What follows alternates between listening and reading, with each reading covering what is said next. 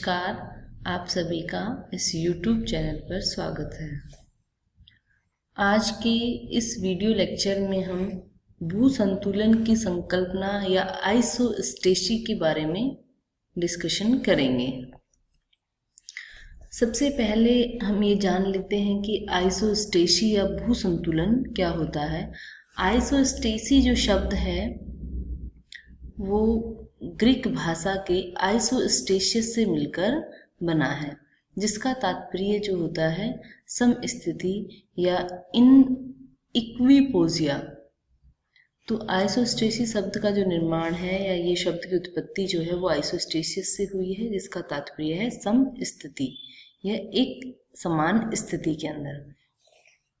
हमारी पृथ्वी जो है वो परिभ्रमण कर रही है और हम हमारे चारों तरफ देखते हैं, कहीं पर्वत हैं, कहीं पठार हैं, कहीं मैदान हैं, कहीं झीलें हैं, कहीं गहरे समुद्र, और ये सब हमें स्थिर अवस्था में दिखाई देते हैं। तो ये जो स्थिर अवस्था में किस कारण या किस वजह से दिखाई देते हैं, इन सब का अध्ययन जो है वो आइसोस्टेसी या भू संतुलन के अंतर्गत करते हैं। तो आइसोस्टेसी की यदि हम परिभाषा देखें तो वो हम इसे सिंपली इस तरीके से डिफाइन कर सकते हैं कि परिभ्रमण करती हुई पृथ्वी के ऊपर स्थित जो क्षेत्र हैं, जैसे ऊपरी जो समुद्र तल से ऊंचे पर्वत, पठार, मैदान, दूसरे जो गहराई में स्थित क्षेत्र हैं, झीलें हैं, समुद्र हैं, गर्त हैं, में भौतिक या आंतरिक स्थिरता की दशा को ही भू संतुलन या आइसोस्टेसी कहते हैं। परिभ्रमण करते हुए पृथ्वी के ऊपर स्थित क्षेत्र तथा उनकी गहराई में जो स्थित क्षेत्र हैं या जो विभिन्न प्रकार के जो उच्चावच है, इनके मध्य जो भौतिक या आंतरिक स्थिरता की जो दशा है, इसे ही भू संतुलन या आइसोस्टेसी के नाम से जाना जाता है। हालांकि आइसोस्टेसी से संबंधित जो कार्य बहुत पहले लेकिन 1859 में ही प्रारंभ हो गया था, फिर भी जो भू संतुलन जो शब्द है इसका सबसे पहले जो प्रयोग है वो अमेरिका की जो भूगर्भवेत्ता है डटन ने 1889 में किया था।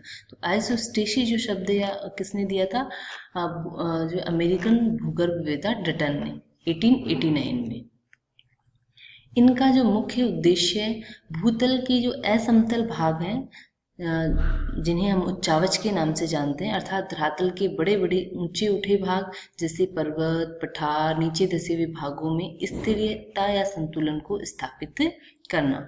डटन का ये मत था कि पृथ्वी के ऊंचे ऊंचे पर्वत, पठार, मैदान तथा सामुद्रिक तली के नीचे स्थित पदार्थों का भार बराबर। उन्होंने ये माना कि जो ऊपर उठे हुए भाग या नीचे धसे हुए जो भाग है, जो उच्चावच है, इन सब का जो भार समान है, इसी वजह से इनके मध्य संतुलन पाया जाता है, ऐसा डटन का मत था।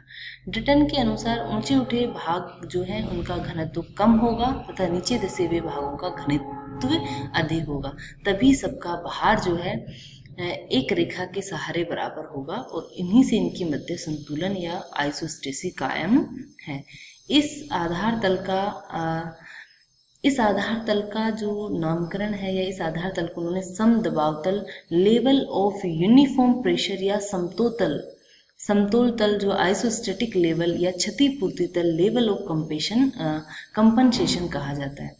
तो पृथ्वी के नीचे या ऐसा भाग जिसके ऊपर सभी उच्चावचों का भार समान पाया जाता है, उस आधार तल को समदबाव तल, समतोल तल या क्षतिपूर्ति तल के नाम से जाना जाता है, लेवल ऑफ कंपनसेशन के नाम से जाना जाता है। तो यहाँ पर तीन चीज़ें आती हैं। सबसे पहले आइसोस्टेसी क्या है, आइसोस्टेसी शब्द किसने दिया, इस शब्द का क्या मतलब है, आइसोस्टेसी की परिभाषा क्या होती है, और लेवल ऑफ कंपनसेशन या क्षतिपूर्ति तल से हमारा क्या तात्पर्य। इस तरीके के क्वेश्चन जो एग्जामिनेशन में पूछे जाते हैं। नेक्स्ट, पृथ्वी का प्रत्येक भाग जो नियमानुसार एक स्थिर अवस्था में स्थित है और इस दशा को संतुलन की दशा या भू संतुलन कहते हैं। संतुलन के सिद्धांत का साधारण तौर पर यही तात्पर्य है कि पृथ्वी में एक ऐसा तल है या क्षतिपूर्ति तल है होता है जिसके ऊपर चट्टानों की रचना के अनुसार विभिन्न भागों की जो पदार्थों की घनत्व में अंतर पाया जाता है, लेकिन उस तल के नीचे सभी घनत्व क्या है, सर्वत्र समान है, सभी का घनत्व समान है। इसका जो सिंपल सा अर्थ है कि क्षतिपूर्ति तल के जो ऊपर है वहाँ उन ऊपर की जो चट्टानें हैं उनकी रचना के जो पदार्थ हैं उनके घनत्व में अंतर पाया जाता है, लेकिन उस तल के नीचे सभी का घनत्व क्या होता है, समान होता है। किसी भाग के घनत्व तथा ऊंचाई में उल्टा अनुपात पाया जाता है। ऊपरी भाग का घनत्व ऊंचे उठे हुए भागों का घनत्व कम होता है तथा निचले भागों का घनत्व अधिक होता है। इस प्रकार पर्वतों का जो घनत्व है वो पठारों की तुलना में क्या होता है, कम, और पठारों का मैदानों की तुलना में, और मैदानों का घनत्व सागर तली की तुलना में कम होगा। भू संतुलन के जो ये भू संतुलन या आइसोस्टेसी का कंसेप्ट है। अब अलग अलग विद्वानों के जो मत हैं, विचार हैं, वो भू संतुलन को लेके अलग अलग हैं। भू संतुलन के हम प्राट, टेरी, जोली, डोली, बहुत सारे जो मत हैं उनके बारे में जो है आगे डिस्कशन करेंगे। सिद्धांतों में अलग अलग विद्वानों ने भू संतुलन से संबंधित जो अलग अलग जो मत या परिकल्पनाएं दी हैं। भू संतुलन के सिद्धांत का जो प्रतिपादन है ये कैसे हुआ, 1859 में सिंधु से लेकर जो गंगा के मैदान के अक्षांशों के निर्धारण का कार्य शुरू हुआ।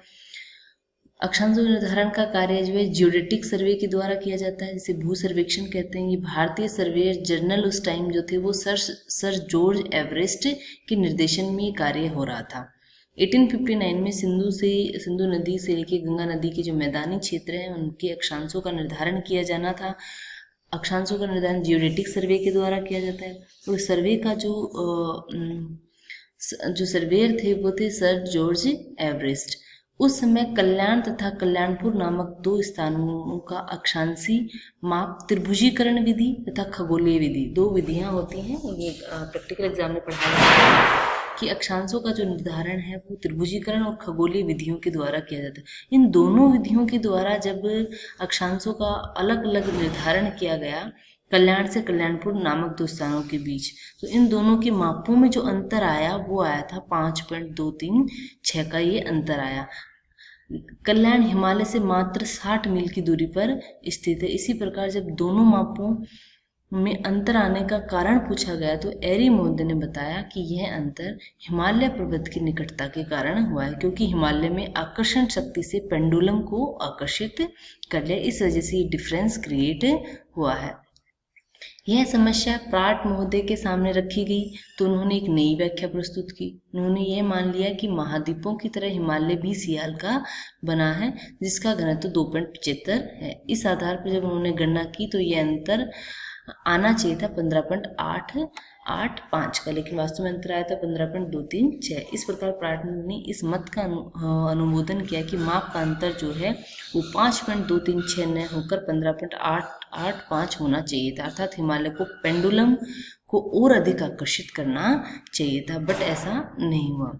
एरी और प्राट की व्याख्याओं ने एक दूसरी समस्या को जन्म दिया कि हिमालय की कम आकर्षण शक्ति का वास्तविक कारण क्या है, और इस कारण के लिए अनेक सुझाव दिए गए और इन सुझावों को आधार मानकर ही आइसोस्टेसिस से संबंधित विभिन्न जो है सिद्धांत प्रतिपादित किए गए। उन्होंने क्या सुझाव दिए कि हिमालय खोखला भाग है जिसके अंदर चट्टान न होकर बुलबुले हैं, इस कारण से पर्वत का भार तथा घनत्व कम होगा और जिस कारण माप में अंतर आ गया। यह मत सर्वथा काल्पनिक लगता है, क्योंकि यह न्याय संगत भी नहीं है कि बुलबुले का बना इतना ऊंचा खोखला पर्वतीय भाग लंबे समय तक नहीं टिक सकता। हिमालय के ऊपरी अतिरिक्त पदार्थ का संतुलन, उसके दूसरा सुझाव ये आया कि ऐसा नहीं है तो ऐसा हो सकता है कि हिमालय के ऊपरी अतिरिक्त पदार्थ का संतुलन उसके नीचे के कम घनत्व वाले पदार्थ से होता है, इस कारण समस्त भार कम हो गया होगा, उससे आकर्षण शक्ति कम रही होगी। फिर एक सुझाव ये भी आता है कि हिमालय की सैल का घनत्व स्वयं कम होगा जिस कारण पर्वत का भार और उसकी आकर्षण शक्ति, ऐसा हो सकता है कि हिमालय जिस पदार्थ से बना है उसका घनत्व ही कम हो, इसके कारण पर्वत का भार कम होगा और उसकी आकर्षण शक्ति कम होगी। अंत में यह माना गया कि पृथ्वी के अंदर एक ऐसा तल होता है जिसके नीचे घनत्व में अंतर नहीं होता है, केवल उस तल के ऊपर ही अंतर पाया जाता है और इस प्रकार इस तल के सारे सभी भाग बराबर भार रखते हैं। इस आधार पर ये मान लिया गया कि जितना बड़ा भाग होगा उसका घनत्व उतना कम होगा और जितना छोटा होगा उतना ही उसका घनत्व कम होगा। मीन्स जितना नीचा होगा उसका घनत्व उतना ही अधिक होगा। मतलब घनत्व और ऊंचाई के मध्य विपरीत संबंध पाया जाता है। तो इन आधारों के आधार पर जो है वो आइसोस्टेसी या भूसंतुलन की व्याख्या की जाती है। अब जो नेक्स्ट वीडियो क्लासेस लेक्चर्स होंगे उनमें हम प्राट का मत, एरी का मत और अन्य जो विद्वान हैं डोली होम्स, उन सब के मतों के बारे में, आइसोस्टेसी से लेकर उनके क्या मत हैं उनके बारे में परिचर्चा करेंगे। धन्यवाद।